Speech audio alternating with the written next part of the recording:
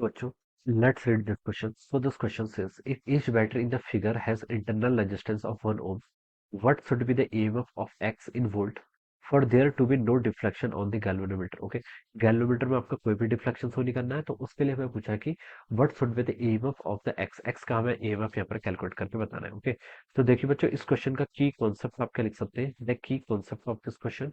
इस क्वेश्चन में देखिए हमें EMF यहाँ पर कैलकुलेट करके बताना है बैटरी का. ओके, तो देखिए बच्चों, इस क्वेश्चन को सॉल्व करने के लिए हम यहाँ पर ओम्स लॉ का यूज करेंगे या फिर किरचॉफ्स लॉ का यूज करेंगे. किसका, चलिए हम ओम्स लॉ लिख लेते हैं. क्या लिख लेते हैं, आपका ओम्स लॉ का यूज करेंगे हम. ओके, या फिर हम देखिए केवीएल का यूज करेंगे. किसका, किरचॉफ्स वोल्टेज लॉ का. और देखिए ओम्स लॉ क्या होती है. ओम्स लॉ देखिए हम सीधे बता सकते हैं, वी इजिकल टू किसके इक्वल होता है, आपका आई टाइम्स आर के इक्वल होता है. ओके, वी के आपका पोटेंशियल डिफरेंस, आई के आपका current and R is the resistance. Okay, तो देखिए बच्चों, अगर हमें पता है कि कोई रेजिस्टेंस के अक्रॉस पोटेंशियल डिफरेंस हमें पता है, ओके, और हमें उसका रेजिस्टेंस पता है, तो then we can find out the current. हम देखिए करंट इस फार्मूले से क्या कर सकते हैं, यहाँ पर कैलकुलेट करके बता सकते हैं. ओके, अब देखिए बच्चों, क्वेश्चन में जो आपको फिगर दिया हुआ है उसको स्टार्ट करते हैं. तो देखिए बच्चों, इस तरीके से आपके पास के यहाँ पर हमारे पास है 9 वोल्ट की बैटरी, और क्वेश्चन बोला गया कि if each battery has an internal resistance of 1 ohms, 1 ohms का देखिए इसके करस्पॉन्डिंग आपका इंटरनल रेजिस्टेंस है. ओके, तो ये आपका देखिए 9 वोल्ट है, और यहाँ पर 1 ओम्स का क्या आपका यहाँ पर ऐसे इंटरनल रेजिस्टेंस कनेक्ट किया हुआ है. ओके, और देखिए आपका इस तरीके से आपका फिगर है.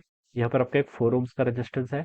इसके बाद देखिए यहाँ पर भी आपका एक ऐसे 4 ओम्स का रेजिस्टेंस है. ओके, ये आपको देखिए इस तरीके से गिवन कर रखा है, this is 4 ohms resistance, this is और 4 ओम्स रजिस्टर. ओके, यहाँ पर देखिए आपने गैल्वेनोमीटर को कनेक्ट किया. ओके, यहाँ पर आपका क्या है, गैल्वेनोमीटर कनेक्ट है. गैल्वेनोमीटर का काम क्या होता है, देखिए गैल्वेनोमीटर का काम होता है आपकी आपकी करंट देखिए जो आपकी फ्लो डिटेक्ट करना कि करंट आपकी फ्लो कर रही है या नहीं कर रही है. ओके, ये देखिए यहाँ पर भी आपके पास है क्या, एक सोर्स कनेक्ट है. ओके, जिसका EMF हमें क्या करना है, कैलकुलेट करके बताना है. ओके, तो देखिए बच्चों, हम यहाँ पर से क्या कर सकते हैं, सोर्स है तो बैटरी का सोर्स है, तो इसके पास भी आपका कुछ इंटरनल रेजिस्टेंस होगा. ओके, क्वेश्चन बोला कि if each battery has an internal resistance, okay, so it will have some internal resistance too. Okay, ये हमने यहाँ पर देखिए बैटरी को ऐसे रिप्रेजेंट कर दिया, ये आपका इसका इंटरनल रेजिस्टेंस है. ओके, और ये इंटरनल रेजिस्टेंस देखिए किसके इक्वल दे रखा है, आपको 1 ओम्स के इक्वल दे रखा है. और इसका यहाँ पर हम लिख सकते हैं वीवी के आपके, इसके अक्रॉस आपका इसका EMF हो जाएगा. ओके, ये हम यहाँ से लिख सकते हैं.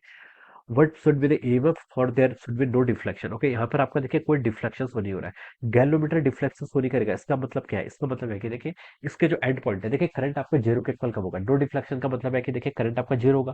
करंट जीरो होने के लिए देखिए आपका वोल्टेज भी क्या होना चाहिए, आपका जो आपका पोटेंशियल डिफरेंस है वो भी कितना होना चाहिए, जीरो.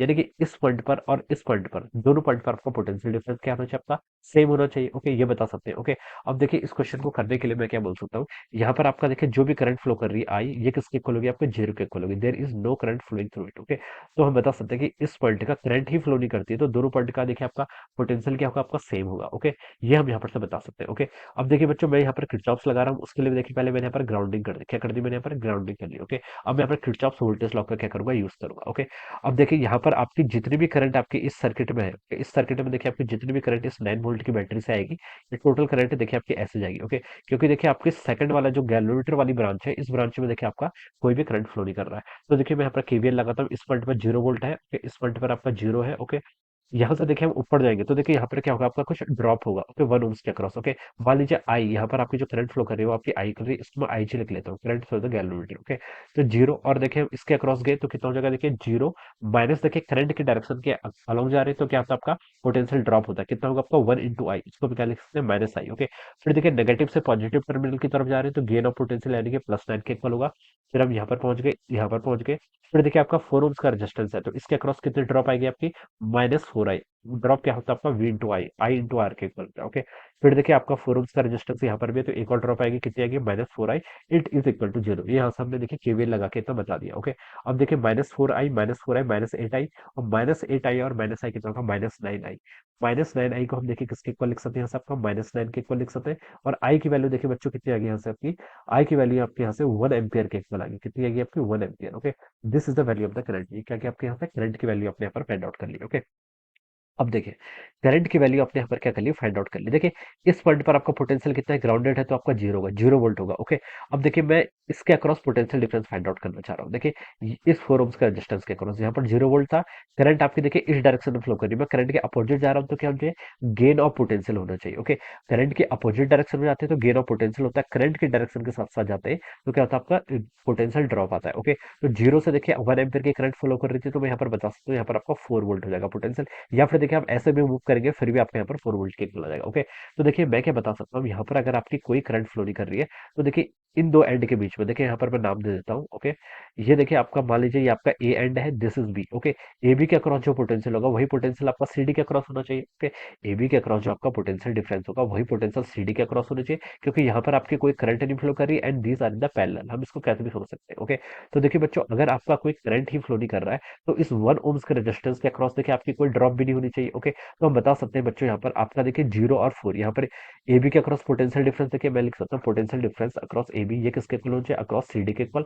और ए बी के अक्रॉस देखिए कितना आपका 4 वोल्ट के इक्वल है, तो मैं लिख सकता हूँ कि सी डी के अक्रॉस आपका पोटेंशियल डिफरेंस कितना हो जाएगा, आपका सी डी के अक्रॉस आपका 4 वोल्ट के इक्वल हो जाएगा, ओके। यहाँ पर देखिए आपकी कोई करंट क्या कर रही है, कोई भी करंट फ्लो नहीं कर रही है, तो इसका मतलब यहाँ पर आपकी कोई भी ड्रॉप नहीं आएगी, ओके।